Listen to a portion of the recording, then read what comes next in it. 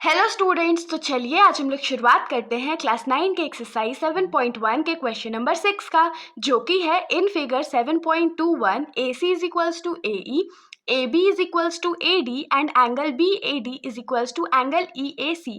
Show that BC is equals to DE। तो इस question में हम लोगों को क्या बोला गया है कि नीचे जो हम लोगों को फिगर दिया गया है उसमें साइड AC जो है वो AE के बराबर है, साइड AB जो है वो AD के बराबर है और एंगल BAD ये वाला जो एंगल है वो एंगल EAC इस वाले एंगल के बराबर है। ये हम लोग को इन्फॉर्मेशन गिवन है और हम लोगों को प्रूफ क्या करना है कि साइड BC जो है वो किसके बराबर है, तो साइड DE के बराबर है। तो अब नोटिस करने वाली चीज क्या है कि साइड BC जो है वो इस ट्रायंगल मतलब ट्रायंगल ABC में लाई करता है और साइड DE जो है वो इस ट्रायंगल मतलब कि ट्रायंगल ADE में लाई करता है। तो इन दोनों ट्रायंगल को अगर हम लोग कॉन्ग्रुएंट प्रूफ कर देंगे तो हम लोग CPCT से क्या लिख पाएंगे कि BC जो है वो DE के बराबर है। तो मैं मार्क कर देती हूँ कि कौन सा ट्रायंगल हम लोगों को कॉन्ग्रुएंट प्रूफ करना है। ये वाला ट्रायंगल ABC ट्रायंगल जो है वो हम लोगों को कॉन्ग्रुएंट प्रूफ करना है ट्रायंगल ADE के। होप से इतना आप लोगों को समझ में आओगा। ठीक है, इतना हम लोग समझ गए कि कॉन्ग्रुएंट प्रूफ करना है, लेकिन कॉन्ग्रुएंट प्रूफ करने के लिए हम लोगों को 3 इक्वल चीजें चाहिए। तो क्या क्या हो सकती हैं भाई? तो देखिए, ट्रायंगल ABC में ये वाला जो साइड है वो ट्रायंगल ADE के इस साइड के बराबर है, तो एक साइड हम लोगों के पास है। ठीक है, दूसरा हम लोगों को क्या गिवन है कि ट्रायंगल ABC का AC साइड जो है वो ट्रायंगल ADE के AE साइड के बराबर है, ये भी चलेगा, ये भी हम लोग कर सकते हैं। एक चीज और होना चाहिए, क्यों? क्योंकि एक चीज हम लोगों को और चाहिए। अब आप लोग बोलोगे दीदी एंगल तो गिवन है तो इतना सोचना क्या है? तो देखिए, एंगल ABD जो हम लोगों को गिवन है या BAD जो गिवन है, ये वाला जो एंगल है वो ट्रायंगल ABD में लाई करता है, ABC में नहीं लाई करता है। ABC में तो ये पूरा एंगल मतलब कि BAC लाई करता है ना। सिमिलरली हम लोग क्या देख सकते हैं कि ट्रायंगल AEC में ये वाला एंगल लाई करता है, इस वाले एंगल को पूरा लाई करता है। तब हम लोग बोलते हैं ना कि ये दोनों आपस में इक्वल हैं।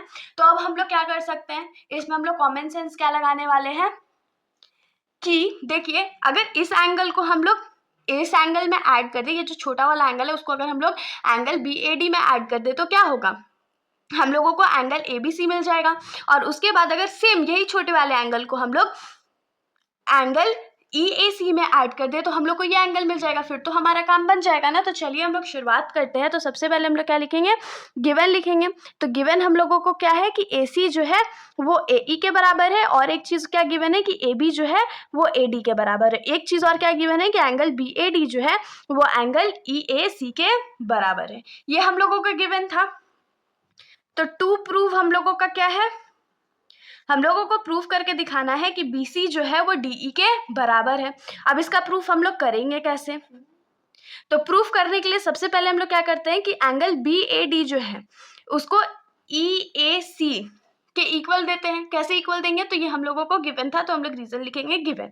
अब देखिए, हम लोग दोनों साइड क्या करते हैं, एंगल DAC को ऐड कर देते हैं। तो angle BAD plus angle DAC is equals to angle EAC plus angle DAC।